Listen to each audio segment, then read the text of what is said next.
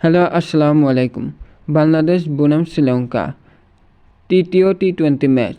বাংলাদেশের সম্ভাব্য একাদশ। বাংলাদেশের একাদশে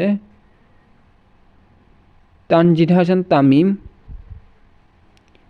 পারভেজ হোসেন ইমন, লিটন কুমার দাস, তাওহিদ হৃদয়, মেহেদী হাসান মিরাজ, শামীম হোসেন পাটোয়ারি, জাকের আলী অনিক, রিশাদ হোসেন,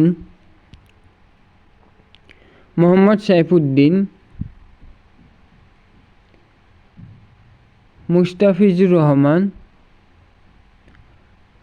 শরীফুল ইসলাম। বাংলাদেশ বনাম শ্রীলঙ্কা ম্যাচটি শুরু হবে 16 জুলাই সন্ধ্যায় 7:30 মিনিটে।